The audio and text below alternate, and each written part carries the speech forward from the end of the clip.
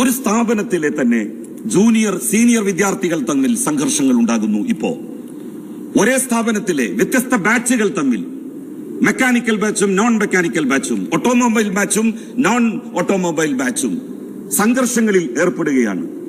പരമ്പരാഗതമായ ഏതെങ്കിലും ഒരു സ്ഥലത്ത് വെച്ച് എന്തെങ്കിലും ഒരു കലോത്സവത്തിൽ വ്യത്യസ്ത സ്ഥാപനങ്ങൾ തമ്മിൽ വല്ല സംഘർഷവും ഉണ്ടായിട്ടുണ്ടെങ്കിൽ അതിന്റെ പിന്തുടർച്ച വീണ്ടും വീണ്ടും നിലനിർത്തുന്ന പ്രവണത, വിദ്യാർത്ഥികളുടെ യാത്രയപ്പ് ചടങ്ങുകൾ, ലഹരി ഉപയോഗവും അതിന്റെ വ്യാപനവും, ഓൺലൈൻ ഗെയിമുകൾ, ക്രിമിനൽ സ്വഭാവമുള്ള നല്ലൊരു ശതമാനം കുട്ടികൾ വരുന്നത് പിതാക്കന്മാരില്ലാത്ത, അവരുടെ രക്ഷിതാക്കൾ ഗൾഫിലോ മറ്റു മറുനാടുകളിലോ ജോലി ചെയ്യുന്ന വീടുകളിൽ തങ്ങൾക്ക് അപ്രമാദിത്യമുള്ള കുടുംബങ്ങളിൽ നിന്ന് വരുന്ന കുട്ടികൾ, വീട്ടിൽ യാതൊരു നിയന്ത്രണവും കുട്ടികൾക്കില്ലാത്ത അവസ്ഥ, വയലൻസിനെ പ്രോത്സാഹിപ്പിക്കുന്ന സിനിമകൾ, അനുകമ്പ, കരുണ, സ്നേഹം തുടങ്ങിയ വികാരങ്ങൾ കുട്ടികളിൽ കുറഞ്ഞു വരുന്നത്, അധ്യാപകർക്ക് ഇടപെടാൻ സാധിക്കാത്ത സ്ഥിതി സ്കൂളുകളിലും കോളേജുകളിലുമുണ്ട്. എന്റെ ഭാര്യ ഒരു സ്കൂളിന്റെ പ്രിൻസിപ്പലാണ്, ഹയർ സെക്കൻഡറി സ്കൂളിന്റെ. അവിടെ പ്രശ്നങ്ങൾ ഉണ്ടാകുമ്പോൾ അവൾക്ക് ഇടപെടാൻ കഴിയുന്നുണ്ട്. പക്ഷെ ഒരു പുരുഷ അധ്യാപകന് ചെന്ന് കുട്ടികളുടെ ഇടയിൽ നിൽക്കാൻ കഴിയുന്നില്ല. അവരെ രണ്ടു വശത്തേക്കും മാറ്റി നിർത്താൻ സാധിക്കുന്നില്ല. അവർക്കെതിരായി കേസുകൾ കൊടുക്കുന്നു. കുട്ടികളെ ശിക്ഷിക്കാൻ അധ്യാപകർക്ക് സാധിക്കാത്ത സ്ഥിതി. നിരപരാധികളായ നിരവധി അധ്യാപകന്മാർ കുട്ടികളുടെ ഭാവി ആഗ്രഹിച്ചുകൊണ്ട് എടുത്ത മാർഗങ്ങൾ, നിലപാടുകൾ, അതിന്റെ പേരിൽ കോടതി കയറേണ്ടി വരുന്ന അവസ്ഥകൾ.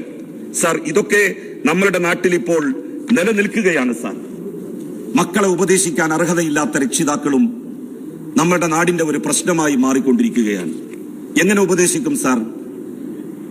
രാവിലെ അല്ലെങ്കിൽ ഉച്ചക്ക് മദ്യഷോപ്പിൽ പോയി കള്ളുമടിച്ചു വന്ന് വീട്ടിൽ ഭാര്യയോട് കശപിശ കൂടുന്ന ഭർത്താവിന് മകനെ ഉപദേശിക്കാൻ, പിതാവിന് മകനെ ഉപദേശിക്കാൻ എന്തർഹത?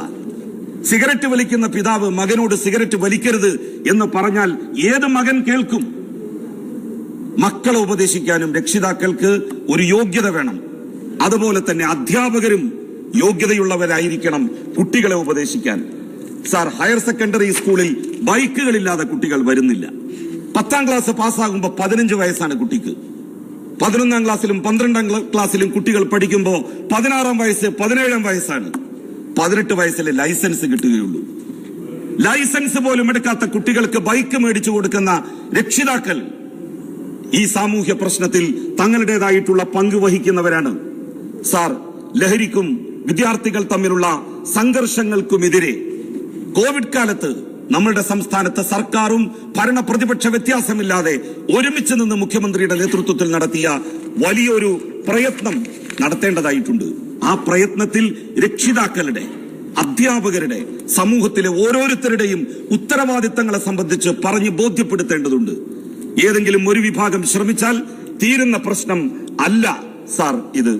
മാതാപിതാക്കളെയും കുട്ടികളെയും അധ്യാപകരെയും ഒരാഴ്ച തുടർച്ചയായി എല്ലാ മാധ്യമങ്ങളിലൂടെയും കക്ഷി രാഷ്ട്രീയത്തിന് അതീതമായി ഭരണ പ്രതിപക്ഷ ഐക്യത്തോടുകൂടി മുഖ്യമന്ത്രി അഭിസംബോധന ചെയ്യുന്ന ഒരു പ്രശ്നം, ഒരു കാര്യം യാഥാർത്ഥ്യമായാൽ ഇതിന് ഒരു പരിധിവരെ തടയിടാൻ നമുക്ക് സാധിക്കും സാർ.